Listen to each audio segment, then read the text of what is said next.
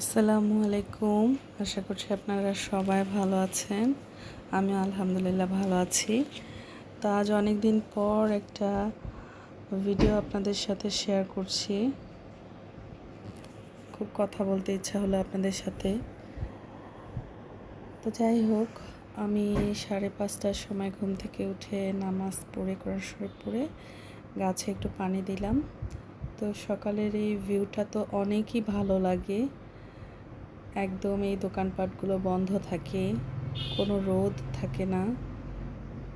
অনেক ভালো লাগে আসলে এই সময়টাতে। আমার ড্রাগন গাছটা দেখেন কত বড় হয়ে গেছে। তো সকালে ঘুম থেকে উঠেই ঠান্ডা পানি খেয়েছি। ঠান্ডা মানে ও একদম ওই যে ডাইরেক্ট পানির লাইন থেকে পানি নিয়ে, আর একটু মুড়ির সাথে বেশি করে সরিষার তেল দিয়ে একটু গ্রিন টি খেলাম, কারণ আমার প্রচুর ঠান্ডা লাগছে। তো এই সময় একটু কাশিও আসলো। তো সকাল সকাল দুধ গরম করে নিলাম। আর আমি একটু আপনাদেরকে সময়টা দেখাই যে কয়টা বাজে এখন।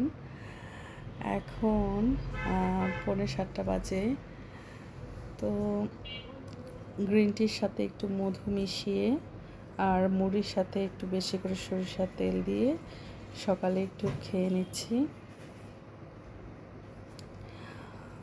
আর এই চা খেতে খেতে বাইরের মাঠের এই মানে সে ভিউটা আমার খুবই ভালো লাগে, কারণ সকালবেলা কেউ ওঠে না, মি টাইম স্পেন্ড করা যায়, কেউ থাকে না বাচ্চারা, তখন ভালো লাগে একটু নেচারের সাথে টাইম স্পেন্ড করতে। আর এই মরিচের গাছটা আমার ছেলে লাগিয়েছে। ওদের স্কুল থেকে বলেছিল, যেহেতু এখন নিউ কারিকুলাম, তো পড়ালেখাটা অনেকটাই চেঞ্জ, তো ওদেরকে গাছ লাগাইতে বলছিল। তো মরিচের গাছটাতে কেন জানি একটা একটা করে মরিচ বড় হয়, ফুল আসে অনেক, তো তবুও একটা মরিচে অনেক ভালো লাগে। তো আর আমার এই যে মেহেদি পাতা বারান্দার মধ্যে, এই মেহেদি একটু তুলে আমি একটু নখে দিই। আর আগের কথা মনে পড়ে গেল, যখন টিউব মেহেদি ছিল না, আমরা যে কার কার বাসা থেকে ঈদের সময় মেহেদি পাতা সংরক্ষণ করে হাতে লাগাতাম। অনেক মজারই সময় ছিল। আর এখনকার দিনগুলো অনেক মজার, কোনো ব্যাপার না, যখন যেমন। তো আমার বউ আসছে, তো ওর সাথে তাল মিলিয়ে আমি এই 2 ঘন্টা পটাপট রান্না করে নিব, কারণ বুয়ারা চলে যাওয়ার পর রান্না করতে ইচ্ছে করে না, কিন্তু তারপরেও আমি পারি না, ওরা এত ফোর্স কাজ করে, তো ওরা যাওয়ার পরেও আমাকে রান্না বান্না করতেই হয়। তো রংপুরের ঐতিহ্যবাহী খাবার শোলকা রান্না করছি। পানির মধ্যে বেশি করে রসুন কুচি, কাঁচামরিচ দিয়ে গরম হলে একটু খাবার সোডা মিশিয়ে বলক আসলে শাকটা দিয়ে দিতে হবে। কিন্তু আমার একদমই মনে ছিল না যে কাঁঠালের বীজটা আগে দিতে হবে, যেটা পাট শাকের সাথে মেইন ইনগ্রিডিয়েন্টস, সেটা ভুলে আমি শাক দিয়ে দিয়েছি।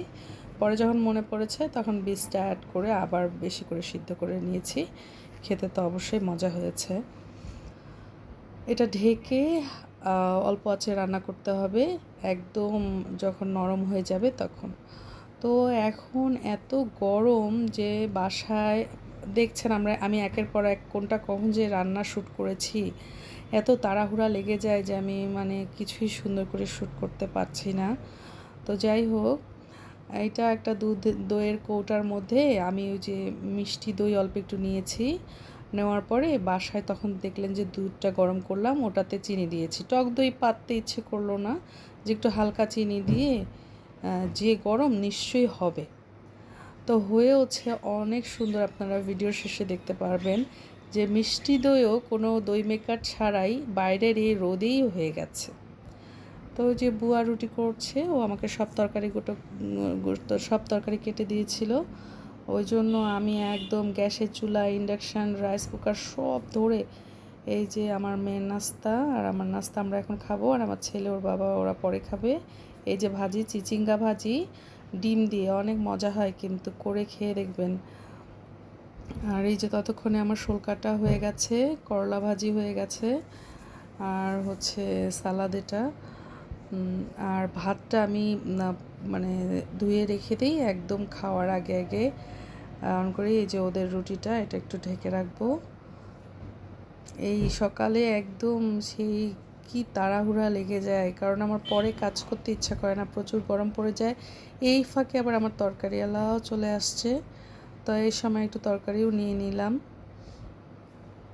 আর এই যে চালটা ধুয়ে রেখেছি, তো এর উপর কচু ভর্তা, এই কচুটা হচ্ছে ছিলে এটার উপর দিয়ে ঢাকা দিয়ে রাখলে ভাতের সাথে এটা হয়ে যাবে। পরে শুধু একটু মরিচের গুঁড়া, সরিষার তেল আর পেঁয়াজ দিয়ে মাখিয়ে নিলেই হয়ে যাবে অনেক মজাদার বই কচুর ভর্তা। তো আজকে আবার আমার আদা রসুন শেষ, আর বাসায় অল্প একটু আদা রসুন তো অল্প একটু বেটে নিলাম, এটা আমার 3-4 দিন চলে যাবে। তো এখন নাস্তা খাওয়া শেষ, তো আমার মেয়ে আর আমি একটু চা খেয়ে নিব। আর এই গুঁড়া দুধটা আমি খাই, এটা নন ফ্যাট।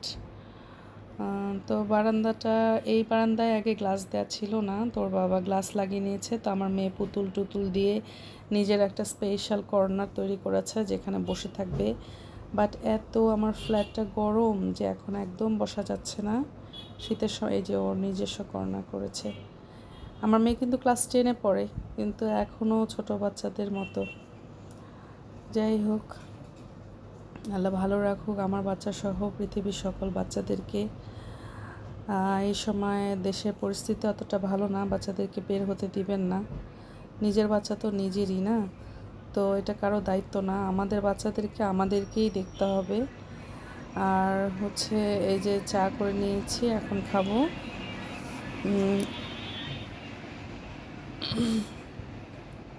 আর এই যে একটু ওষুধ আমার খেতে হয়, ওষুধটা না খেলে আমার প্রেশার অনেক বেড়ে যায়, তো 2 বেলা এটা খেতে হয়। এটা কিন্তু প্রেশারের ওষুধ না, তবে প্রেশারটাকে কন্ট্রোল করার।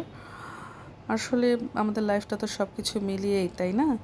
তো দেখেন বুয়া চলে গেছে 2 ঘন্টা কাজ করে, এখন আবার আমার মনে পড়েছে যে আমি একটু গরুর গোস্তটা একটু আলু দিয়ে করব, বাচ্চারা পছন্দ করে, আর ঢেঁড়সও একটু আলু মিলাবো।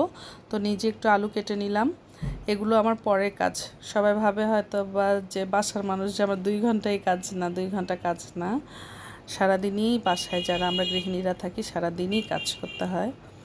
তাই যে হয়ে গেছে গরুর গোস্ত, কচুর ভর্তা, শোলকা, ঢেঁড়স আলু ভাজি, করলা ভাজি, ভাত নিয়ে নিয়েছি। এটা আসলে দুপুর 2টার সময় নামাজ পড়ে এই যে ভাত খেতে বসলাম আমি। তারপরেও আমাকে আবার রাতে এই গোস্ত দিয়ে হয়নি, পরে আবার আমাকে আবার ডিম রান্না করতে হয়েছিল। তো এই সারাক্ষণ রান্নার মধ্যেই থাকতে হয়, নাস্তার ব্যবস্থা করতে হয়। তো কেমন হয়েছে আমার খাবারগুলো অবশ্যই আমাকে কমেন্ট করে জানাবেন। আর আপনাদের সাথে কথা বলতে পারলে মেসেজের মধ্যে আমার অনেক ভালো লাগবে।